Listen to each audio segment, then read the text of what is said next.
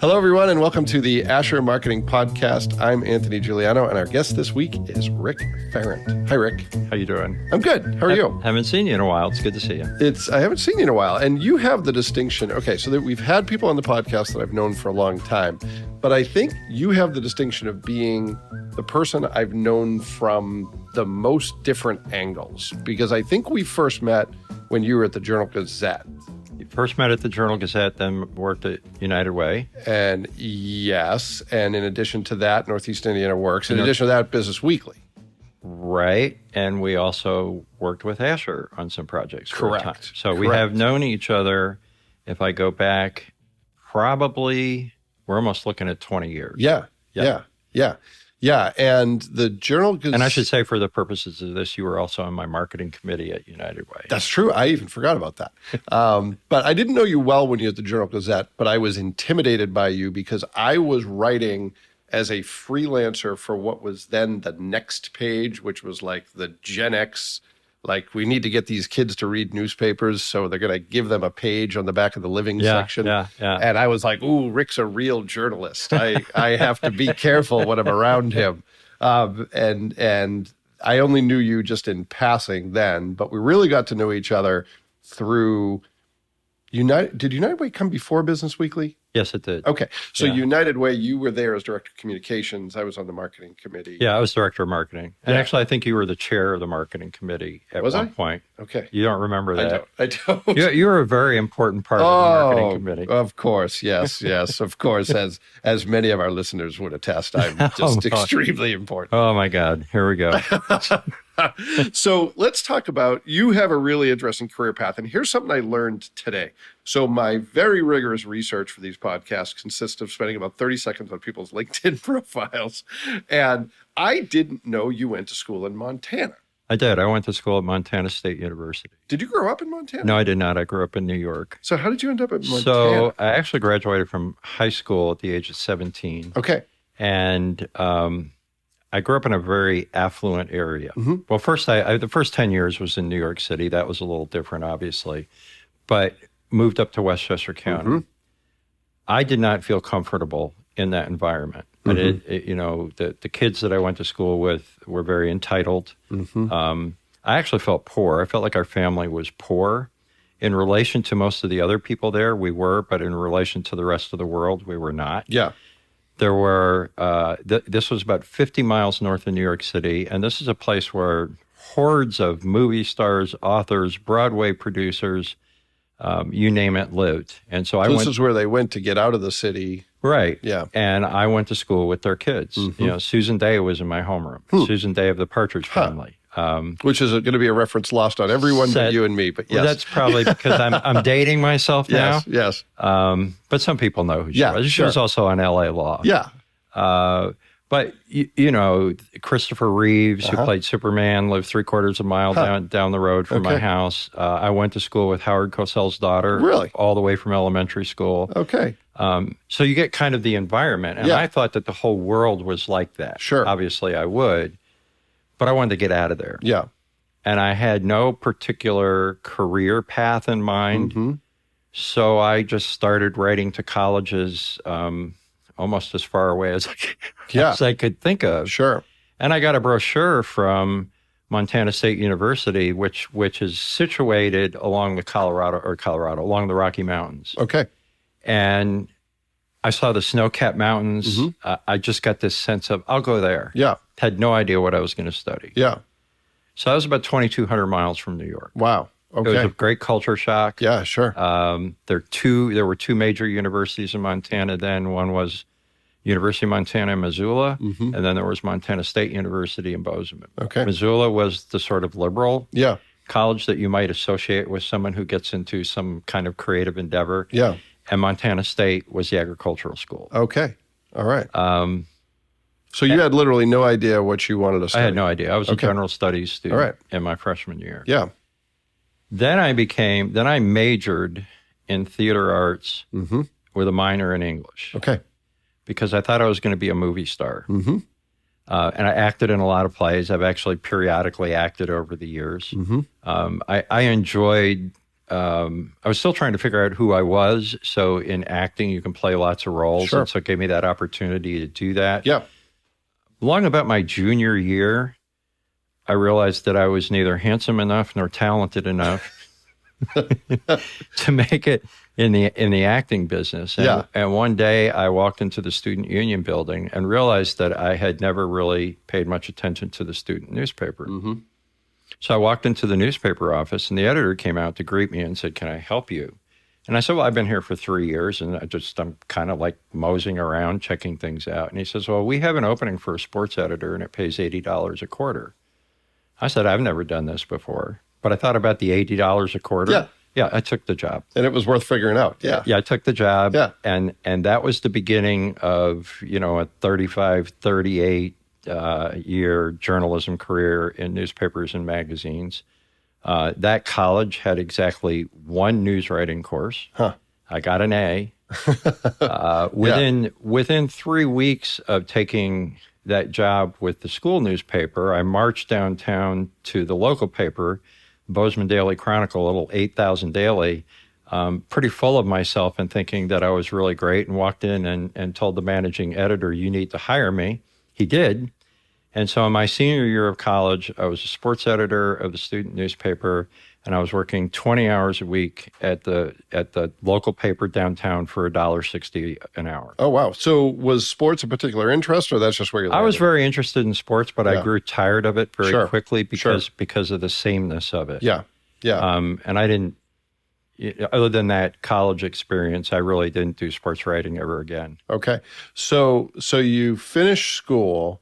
Where do you end up first? Is it Fort Wayne, or do you end up somewhere else? No. When I finished school, I got a lot of the job offers that I've gotten are, and I guess this is like a message for in my workforce development arena, is networking. Mm-hmm. And even back then I was doing it. Yeah.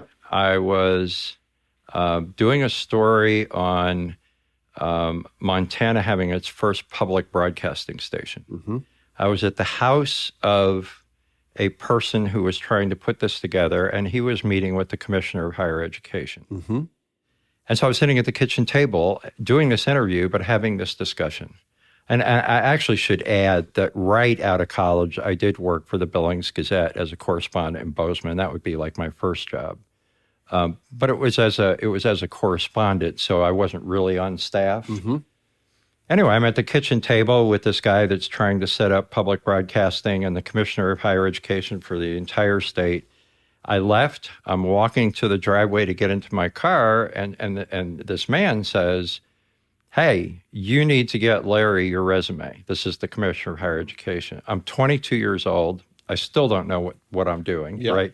We all thought we knew what we were doing at 22. Sure. I didn't. Yeah. Sent him my resume. He hired me. And at 22, I became the director of communications for the Montana University system. Oh, wow. Okay. So how long does that last? How long you do that? That lasted about a year. Okay. Moved to the Midwest, took a newspaper job. Okay. And then I became sort of a nomadic journalist. Mm-hmm. I worked at various places across the country. I worked at the Denver Post, which is a Pulitzer Prize-winning mm-hmm. newspaper. I worked for Time Magazine mm-hmm. as the Rocky Mountain region correspondent. I wanted to run my own newspaper. My goal was, if I go to these big places and establish a name for myself, it should be relatively easy for me to get an editorship. Because my mm-hmm. feeling was, if I was closer to the street, mm-hmm. In a smaller community, that probably I could do more for a community in that environment than working for like a big city paper. Sure. So someone told me about Gannett when I was working at the Denver Post in the 80s, and said Gannett really liked to promote people quickly. So I got in contact with some people at Gannett. I took a job as Metro editor and then assistant managing editor at the San Bernardino Sun in California. My goal was to become the editor of my own paper in 2 years, and I made it in 2 years and 2 months through Gannett. Oh, wow.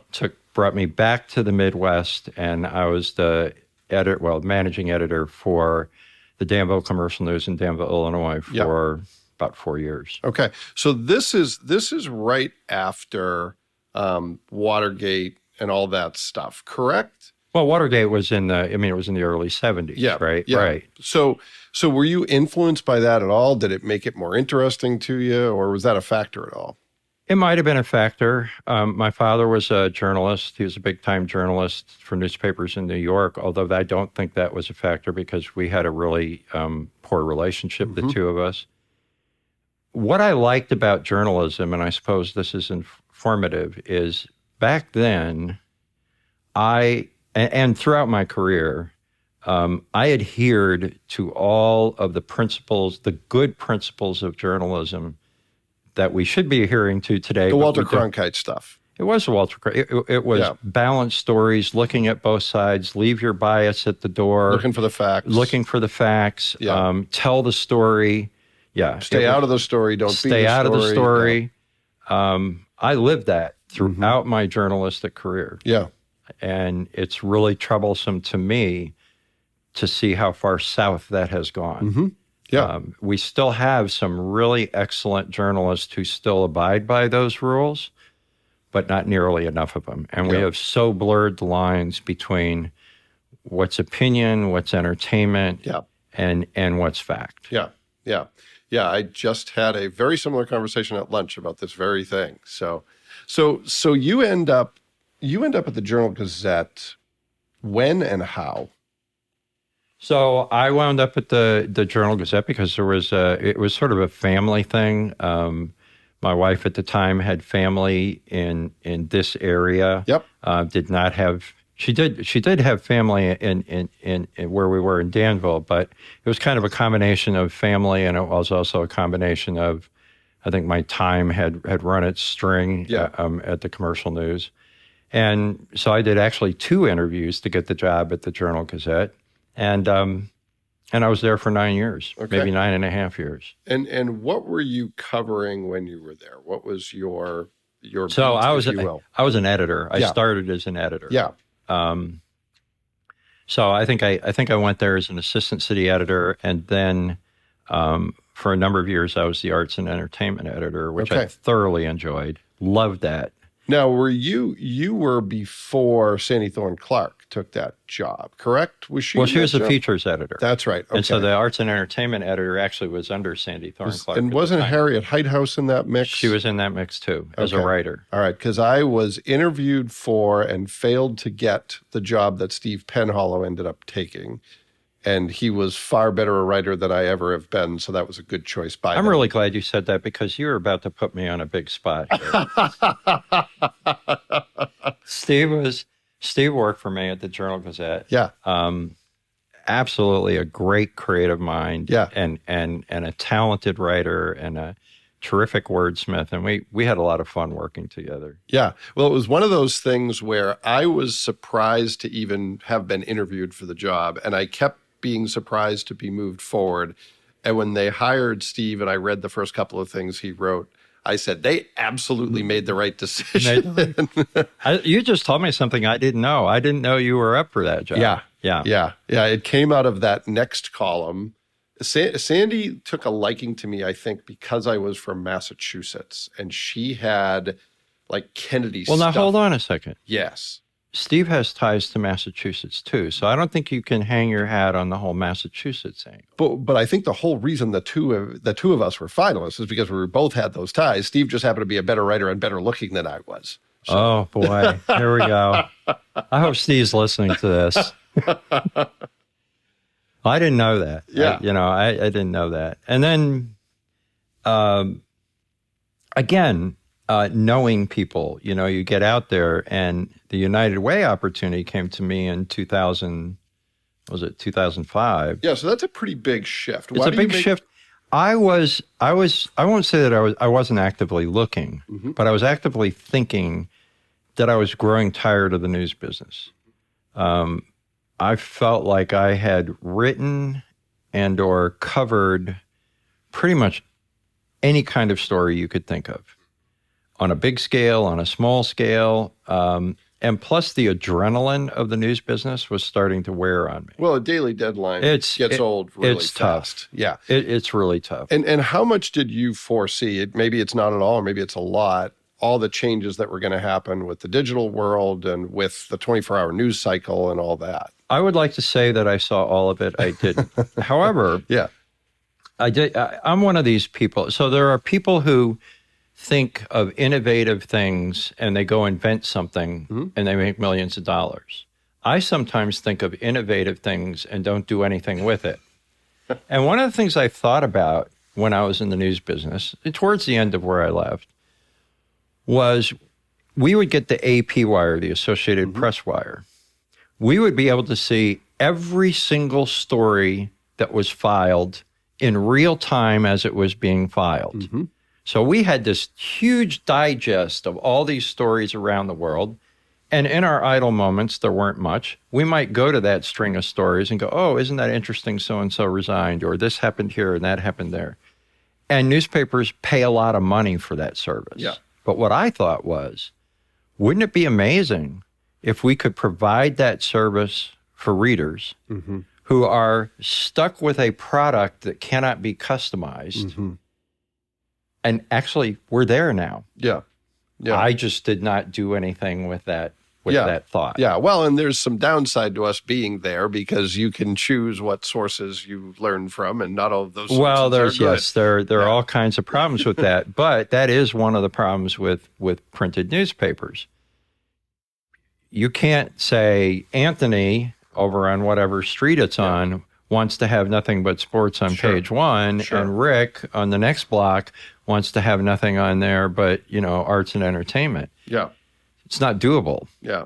Yeah. So tell me about the United Way and your time there, because you shift out of the only career you're really known to working for a nonprofit and, advocating, being the chief voice for advocacy for the organization. What's that like? And then why do you shift back to more of a journalist role? Well, that was not voluntary. My going to United Way was voluntary. The CEO at the time, again, I had obviously done some reporting with her, and she wanted me for the job. And so, unfortunately, lots of people get jobs, and they've gotten the job before the actual process has taken place, and they just say, be patient. So she liked my work. I guess she liked a lot of things about me. And I was, as I said, I was tired of the newspaper business. Yeah. And I had spent 35 years thinking that if you went and did marketing, you went to the dark side. That's what we always talked about. Sure. But I guess I had come to the point where I was willing to go to the dark side. Dark side looked pretty good. Yeah. As long what was important to me, though, was I wasn't going to sell my soul. I'm not going to go sell something I don't believe in. Sure. I'm not going to sell something where I have to put a spin on it to make it look better than it really is. Yeah. So the marketing jobs that I've had have been jobs that I do believe in, that I don't have to compromise my ethics. So anyway, I don't know. What was your question? I lost track of your question. I was getting back to this. Oh, you were saying, what's it like to be the Well, initially, and I will say even times now, it's different being on the other side. Yeah. And having people ask you questions as opposed to you asking them the questions. But I think I fell into the role pretty well. I bought into the United Way mission. I bought into the good things that United Way was trying to do for people. So it wasn't really that hard for me to do it. I did miss, and at times probably still do miss, the freedom maybe to go places with a story that I can't, or the freedom of variety, right? Because when you're marketing for an organization, you have variety at Asher. Yeah. But when you're marketing for an organization, you are pretty much in that lane. It's depth versus breadth. Yes. It really is. And it's, having about zero attention span, Asher has served me well, because if I lose, if something loses my attention, I turn to the left and there's 6 other things that need my attention from completely different industries. That explains why I had such a problem with you at United Way. You had a problem with me everywhere.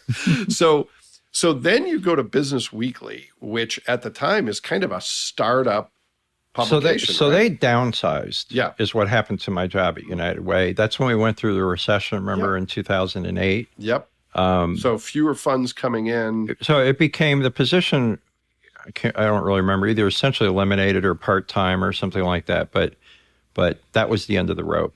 And I didn't necessarily want to get back into journalism. All I was doing was looking for a place to land until I figured out what my next step was. If Barry Rockford's listening to this, he's saying, "Oh, you only came to Business Weekly because you're looking at," but I mean, that's the truth of it.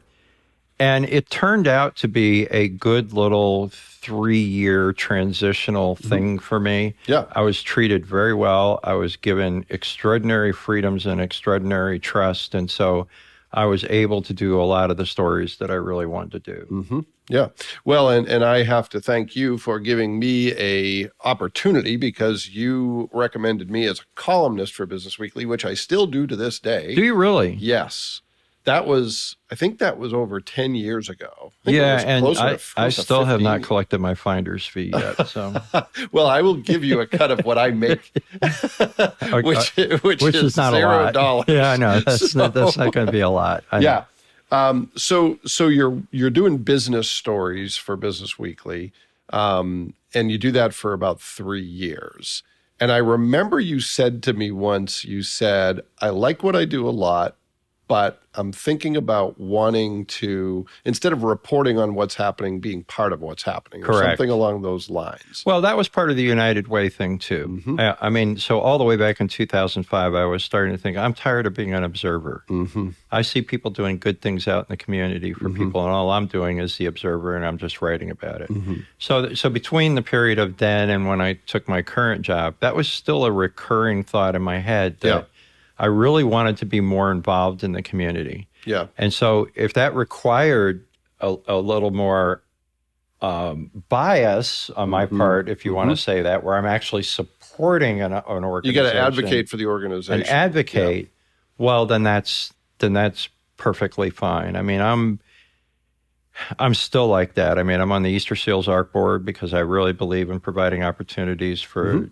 people with intellectual and developmental disabilities. I'm on the Make-A-Wish Council because I think we got critically ill kids out there, and we need to be giving them some opportunities for joy. And so that's still a big part of my fiber. Yeah. Is uplifting others or doing things for the community. And it's very hard to do when you're the more traditional journalist. Yeah, sure.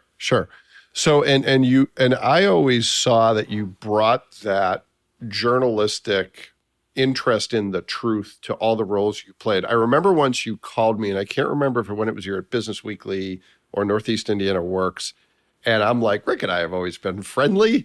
And I was like, oh shit, Rick has his journalist hat on. He's asking me tough questions. I wasn't prepared for this. I think whether it's marketing or journalism or anything in that, in that sphere, what is vitally important to me is the truth. Mm-hmm. Yeah. And when we talk about journalism or marketing or PR or what you do, it's about relationship building, and it's about relationship building with the truth and with integrity. Yeah. And I will not sacrifice that. Well, and I think one of the things that has been sort of a weird outgrowth of the media environment we're in, I mean, there's a lot of bad things about it, but one of the things I think, and I genuinely believe this to be true, that people have really finely attuned BS meters for marketing stuff. If it's too polished, if it's too pretty, if it doesn't sound real, because people are getting so much information from friends and family, not all of it, which is accurate, but they're hearing it in a very conversational tone. They're getting information from quote unquote real people. The stuff that we used to take as fact in terms of mass media messages, more on the marketing side, we're now starting to say, that doesn't seem real. I don't trust it as much. I think that's a good thing. It creates challenges for marketers, but as you said, if you really believe in your organization and you tell the truth about your organization, that's starting to rise to the top a little bit. I hope you're right. Yeah. I hope you're right. I'm also an optimist, and I could be entirely wrong. I'm not sure that I'm that optimistic about it. Like one of the trends that I've seen is obviously I would be under the category of serious person. Okay. But I've noticed that just with TV commercials, I can't even figure out what the heck they're selling if it weren't for the fact that there was the name for something. And so I think what's happened in a lot of marketing is it becomes entertainment based. Sure. And the entertainment that you're giving to people may, on the surface of it, seem to have nothing to do with the product. Yeah. Now, I think that's very savvy on the part of those marketers, because we have become sort of a society that's fixated or drawn to just sheer entertainment for the sake of entertainment. We're the chicken poking at the brightest light on the board. So maybe I'm not that much of an optimist. Well, I hope you're right. I mean, I hope we do return to it. I hope we get to the point where, we talk about polarization in our politics. Yeah. Well, we have polarization in our marketing. Yeah. I hope we do get to the point where we'll never go back to the Walter Cronkite days. Yeah. Of where it's just the news. Mm-hmm. But I hope that we do come back to some sensible way of promoting whatever it is that we're promoting. Yeah, well, and a big factor is how fragmented we've become.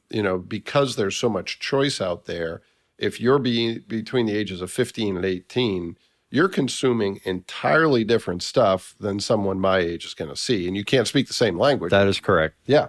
Okay, so we could go down a number of rabbit holes, but I'm just waiting for what rabbit hole you're going to send us down next. You're just waiting for me to, which landmine am I going to step on? Where are you going? So let's talk about the organization you work for today. And I also want to hear about your work as an author, because you're a published author. You've been doing that for a while. But let's start with Northeast Indiana Works. Talk about what the organization is, what your role is, and why that matters. So the organization, it is the nonprofit workforce development organization. Mm-hmm. And how I try to explain it, I'll give you our quick mission thing, which is to develop, attract, and retain talent. Mm-hmm. I mean, that's the very succinct thing of what our mission is. And you've been there how long? I've been there, come August, it'll be 8 years. Wow, okay. All right. Yeah, it's a wow to me too. Yeah. Time flies. Yeah, it sure does. Yeah. I'll be 98 next year. Anyway, so I like to use this example in explaining Northeast Indiana Works. We're kind of like the crest of workforce development. Mm-hmm. So, or not the crest, the Procter & Gamble. So you have Procter & Gamble. Sure. Which has a whole bunch of products. Mm-hmm. Well, that's what we are. And one of our major products are the Work One Northeast Career Centers. Yep. Lots of people like to still think it's the unemployment office, but we do very little with unemployment anymore. Yep. Most of that comes out of Indianapolis. Mm-hmm. We provide job search help, career guidance, workshops to help people improve their skills. We provide access to training. There are a whole host of things that those career centers do for folks. We also provide a lot of labor market information. So you probably see me talk a lot about statistics and that sort of thing. Those are a lot of the things that we do. But we work from this philosophy. So it used to be that places like Work One or Northeast Indiana Works would start with the individuals, which would then benefit the companies. We flipped that. It's now you start with the companies because the companies have the demand. Mm-hmm. And so if you're going to be working with individuals, you want to align them for what the demand is of employers. Position them for success. So we look at what do employers need, and then we can come back and work with the individuals. And you're right, position them for success. That's an exact, instead of having them go after some kind of career that's going to fade out in the next 2, 3, 4 years. So let me ask you a difficult question, and you can pass on this one. What's going on with the labor market right now? Because I'm hearing all kinds of things, and I don't know what's true.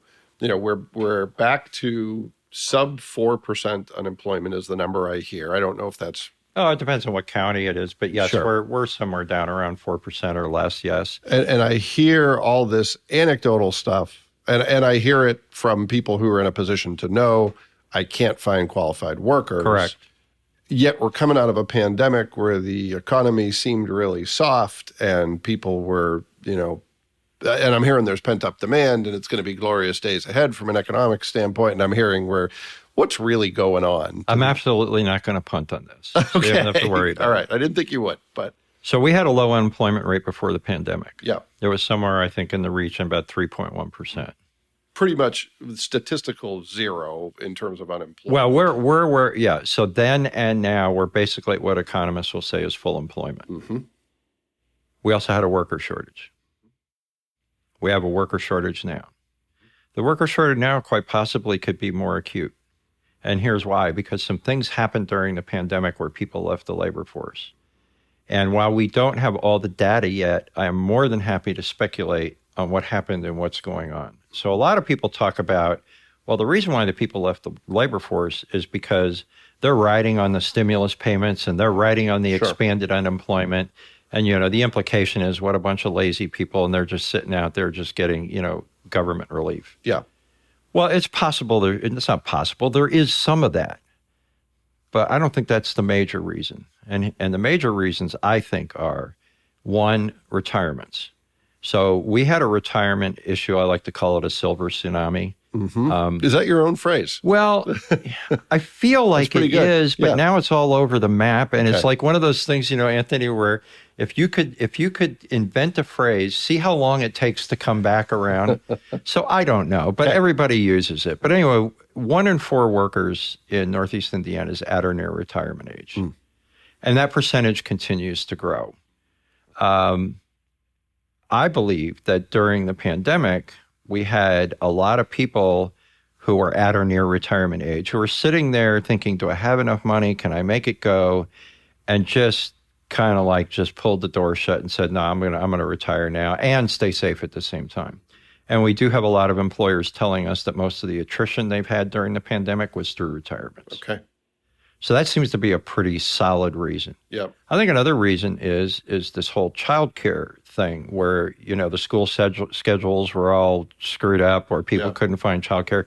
So I think in that case, you had some 2-income families that became 1 income. In some cases, if they had 1 income, they became no income families. So I think there are a lot of factors. And I think eventually the data will show these were the most significant factors that are leading to the worker shortage. Yeah. The foundational problem, and we used to sidestep this because it's a little touchy. The foundational problem with the worker shortage is we don't have enough people in Northeast Indiana. Just the sheer numbers. Bottom line. Yeah. And the reason why that's a touchy subject is we're trying to attract businesses, right? I think the door is open. People are now addressing that issue a lot more openly. I think one of the reasons why people feel a little more comfortable doing it is we're not the only region that has this issue. Yeah. Yeah. So how does your work in that environment, how does that change your work? Okay. So you mean in the pandemic environment? No, in an environment where you have all these. Oh, it makes it extremely difficult. Yeah. We have meetings often. How do we resolve this? Because we have a lot of employers that are coming to us and saying, what else can we do? How else can we get? Yeah. You see some employers are paying people weekly, daily to try to, attract. Oh, there are all people. kinds of things going on out there. There are people paying weekly, daily. There are people that are saying you get benefits on the first day. There are people saying we'll do a flex sched. There are people that are saying we'll give you a 4-day work week. There is some movement in wages. It's probably not enough, but you'll see some employers increasing starting wage. We're trying to clean out down to the bottom of the barrel to figure out how we can fill these open positions. I think about a month ago, we had 12,000 job postings, online job postings in Northeast Indiana. Okay, but those job postings, some of those are not just one job, they're multiple jobs. So what we can say is right now, we probably have well more than 12,000 job openings in Northeast Indiana that are going unfilled. What are the greatest needs? Oh, it runs the gamut. It's all over the place? It's all over the place. The healthcare industry, which has always needed people, still needs people. The manufacturing industry, which needed people, still needs people. Obviously, the food and accommodations industry is struggling and needs people. It's all over. Okay. Well, let's talk about some of the stuff you're working on. And here I want to kind of bring in the work you do as an author, because you're working on 2 books now. You just published a book, and you had published a book before that. Yep. So Good. You did your research. a little bit. I'm yeah. really impressed. Well, it helps that I know you. Ask the people who I didn't know how well this went, and they will tell you that I was ill prepared, even more so than I am today. So talk about your work as an author, and then tell me, what are some of the big things you're working on for Northeast Indiana Works as a writer in general? Okay.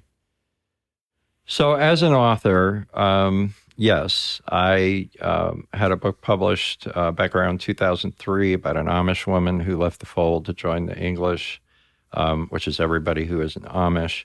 At the time, it was unique. Now we've seen all these movies and TV shows, and there have been other books. But at the time, it was the first, if not the first, it was one of the first books about somebody leaving the Amish.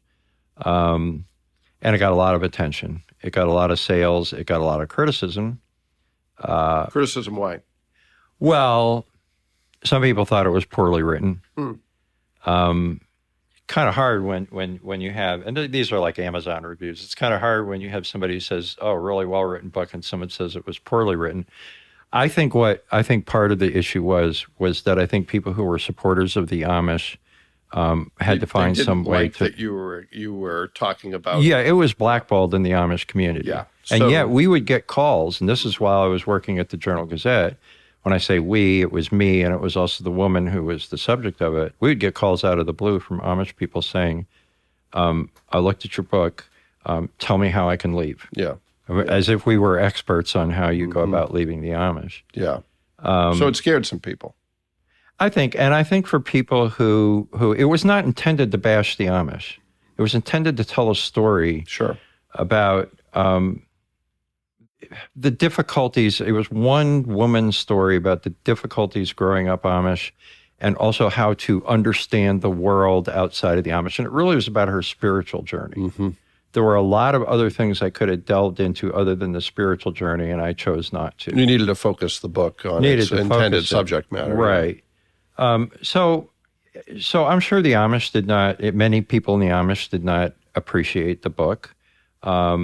I also think some people who didn't appreciate the book were, we have kind of this postcard view of the Amish. The buggies and the horses, and you can just see them going down the road, and the autumn leaves are falling, and it's a simpler life. So I think there were a lot of English people who also were unhappy with it. Yeah. But it touched a lot of nerves. It touched a lot of hearts.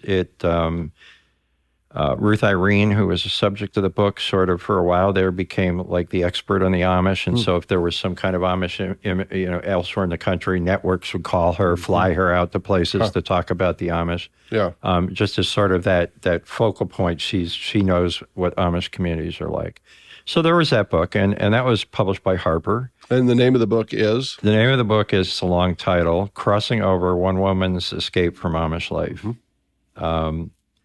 And it's still available, which I'm kind of surprised at. It's in fact, they're even, you'll get a kick out of this because you know me well enough to know that I'm kind of joking about. They're actually, I don't know what they call them. They call them, what's the word for it? Anyway, they're signed copies. So they'll say, you have these special copies you can buy, and you pay a little more money because they're signed.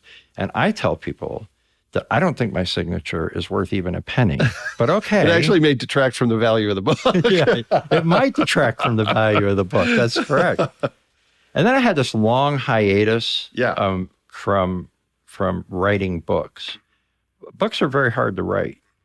They take a lot of time. Yeah. And if someone who has written 0 books. But if you have a day job, which I've had my whole life, then you have to come home when you're exhausted and tired, get into a whole different frame of mind, and try to summon some energy to write. Books are hard, especially if you want to do them well. So I did not anticipate really writing another book until about 2017, when, and you probably don't have time in your podcast for this, but people could read the book and then they would know. A certain circumstance presented itself that I would be able possibly to determine who my birth mother was because I'm adopted. And I had to walk through that window. And in the course of walking through that window, it dawned on me, maybe I never thought I would write a book about myself, right? Because of that journalism background, sure. to keep You're yourself out of you're the not story. The subject. Yeah. But I thought maybe this would be a helpful book, not just to people who were adopted and were searching for identity, but anyone who was searching for identity. Yeah. So I started working on the book as I was doing the searching. And so that book came out in September, and that's called Somewhere Bluebirds Fly. Mm-hmm. It's on Amazon and a bunch of other places. Yeah. Yeah. And now I'm looking at, I'm in the midst of doing research for 2 more books, both of which are going to be extremely challenging for me. One is fiction, and I've never really done fiction before because I'm in the nonfiction realm. Yeah, sure. And so I'm very nervous about that. And then the other one is nonfiction. So I've been doing a lot of interviews, a lot of research. I've done a modicum amount of writing, and we'll see how it goes. All right. So you're working on 2 books. What are some of the big projects that are on your mind, on your plate, keeping you up at night, getting you excited that you're working on with Northeast Indiana Works? Yeah, there are 2 things right now. Well, there are a lot of things that keep me up at night that I'm not excited about. Yeah. Work-wise. Yeah, sure. But I have to be careful how I hear myself say these things, and then I go, that can be taken another way. It's too late now. It's too late. Okay.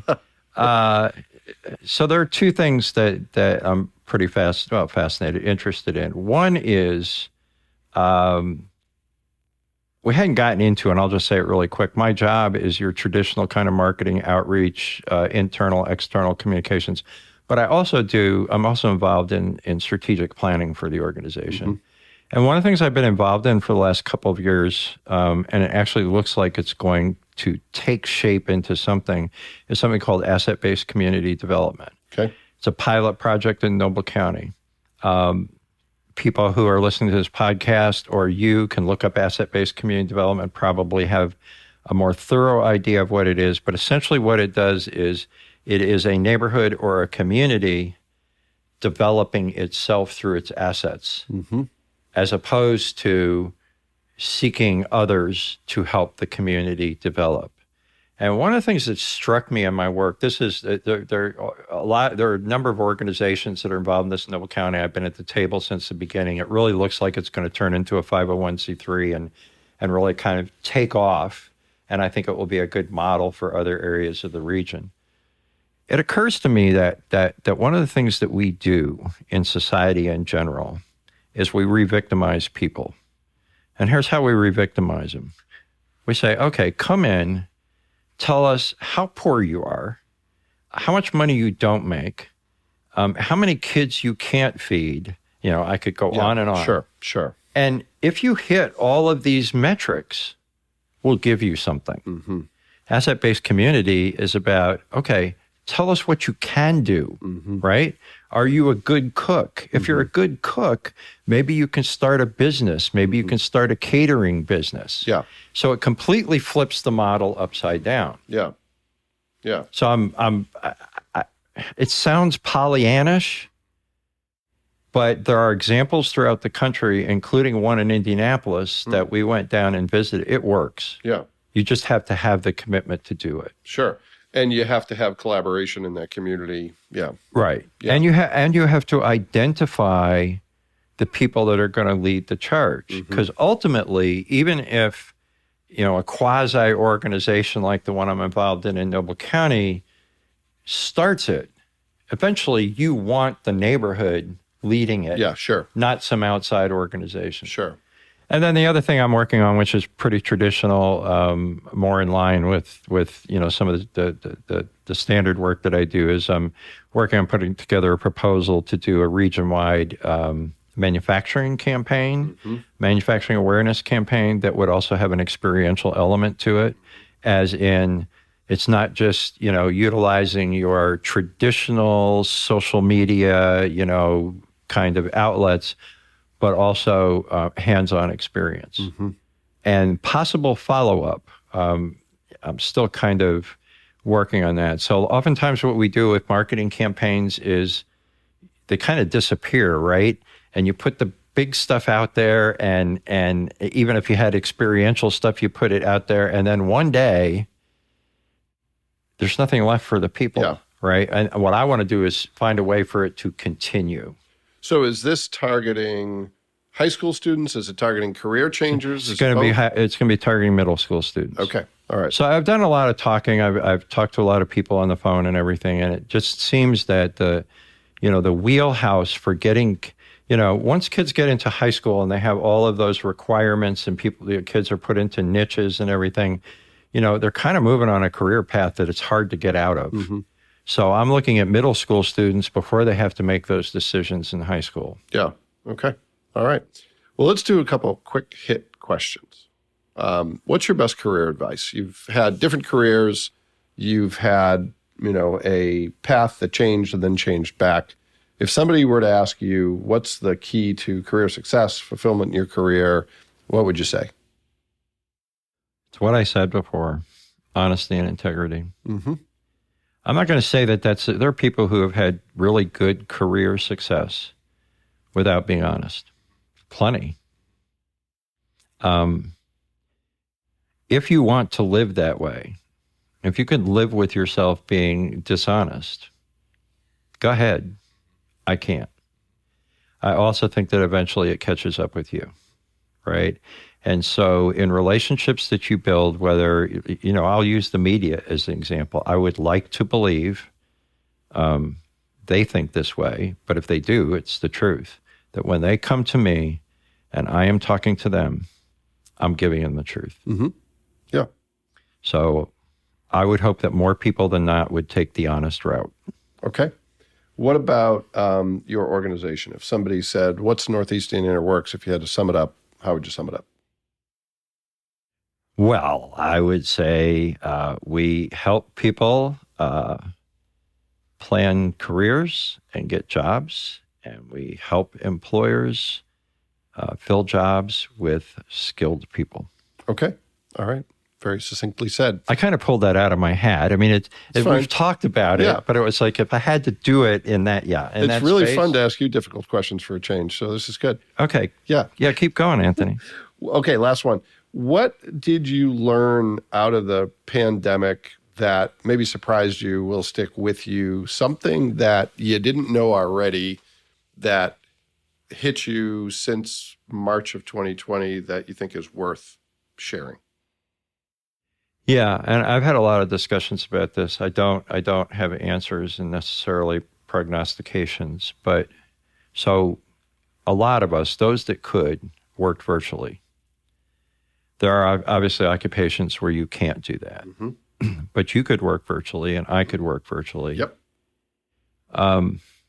That leads me to wondering a lot of things. Are we going to wind up with more workforces that are hybrids, where sometimes people come into the office and I'm not just talking about now, I'm saying 5 years from now. Are we going to wind up with workplaces that close up their brick and mortar shops because they've realized that the business can succeed and they can save money? On the flip side of it is, what are the drawbacks to if we move to more of a virtual society? Mm-hmm. And I worry about interaction with people. Mm-hmm. Very hard to have the same kind of interactions on Zoom as it is in person. Yeah. Especially, so if you're in a workplace and everybody knows everybody and you all of a sudden go to Zoom, that's one thing. When you start bringing in new people, you are creating a whole new relationship challenge. Yeah. I will also, it's not just a relationship challenge. A lot of ideas don't come from people sitting down, planning a meeting and sitting at a table and saying, let's brainstorm. Mm-hmm. Sometimes it comes in the hallway. Yeah. And the virtual world kind of prevents that. Mm-hmm. So what did I learn? I learned that a lot of us could work virtually. Mm-hmm. What I worry about is what does it mean for the future? Yeah. We're social animals. Mm-hmm. Zoom kind of takes a little bit out of that. Yeah. Yeah. Well, and it does add one thing back, and that is, I think, a good outcome. I'm in your bailiwick now. You're all about this stuff. No, I really am. But one of the good things I think has come out of all this is that it is now more conspicuous that your coworkers have a life outside of work. Here's what I mean by that. There were times when it was inevitable, if I was on a Zoom call, that I was going to see someone's dog. I was going to see their kids. I was going to have to remember, oh yeah, this person has 2 kids who are 6 and 4. And I think we were much more compartmentalized prior to COVID, where a lot of it was you thought about that person as a coworker, you knew them in a work environment, and now we see each other in less formal settings. Are you telling me you feel closer to people as a result of seeing the cat walk across the screen? Somewhat. Are you? Yeah, and you get a peek into their homes sometimes. Yeah, you can see what's up on the wall behind it. Yeah. There's one of my clients has her background behind her on Zoom is drawings that her kids did. And, I like the fact that she's like, this is who I am. My kids are important enough that I want them to be part of my work life. It's a subtle thing, but I think it's a good thing. Now, is it all good? No. There's a reason I started coming back into the office, even though there weren't very many people here, even though I had all the advantages of working remotely. So I think it's a mixed bag, like a lot of things. But I share some of your concerns, especially for younger people who are already conditioned to live lives through screens. Here's another excuse to do that and to not have that real world interaction. And I think we've learned that there's intangibles that come with it that we can't even explain that are important and that deserve a place in the conversation. Yeah, I think that's the next frontier and not just a workplace. I mean, just interaction, period. I know I did a doctor's appointment virtually several months ago, and I found mostly positive things out of that. Number one, I wasn't sitting there for 35 minutes waiting to be called in. Yeah. And it was a relatively minor issue and it was taken care of. I didn't have to get in my car and drive. There are pluses and minuses, but I do worry about where workforce development is I do worry about, can we continue to be productive, in the human way that we are now? Or are we going to sacrifice that? Yeah. Yeah, I think that serendipity could get lost in the equation, and that's one of the things that makes us human. Yeah. Yeah. Wow, this got really deep. It was good. Yeah. Well, it was a good conversation. Well, that is all credit to our guest. Oh, I appreciate that.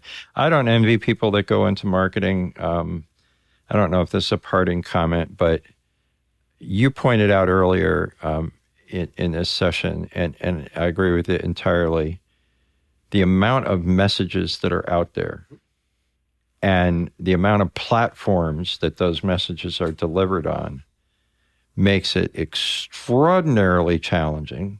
I won't say almost impossible, but sometimes it feels like it. Yeah. To find a place for whatever it is that you want to get out there. Sure. Well, I mean, the optimist in me says that there's still an opportunity for good stories to win, and there's a better opportunity by far for people's story to be heard in 2021 than there was when I started my career. There's more competition, but more opportunity. It takes work, as you know, like you were talking about with writing a book.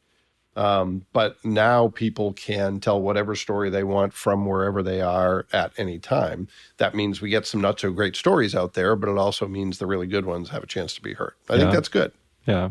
I appreciate your optimism. Well, I hope that's one thing you've always had. You've never lost it. And I'm not quite sure how you've done that. It could just be that I'm an idiot. Well, I'm not going to say that. You're a good guy, Anthony. Well, Rick, thanks for being on the podcast, and genuinely thank you. And you've always been very generous with me, from the column to inviting me to share the obvious on TV. I've always appreciated conversations with you, and I realize now, sitting here talking to you, how much I missed the conversations. So well, we'll have to do this more often. We need to get back in touch again. Not this. We don't have to do more podcast episodes, but yes. Thank you. Yeah, well, thanks, and thanks to everyone who took the opportunity to listen to this fascinating episode with Rick Farrant. We hope you will join us again next week when we have another guest, and we will see you then.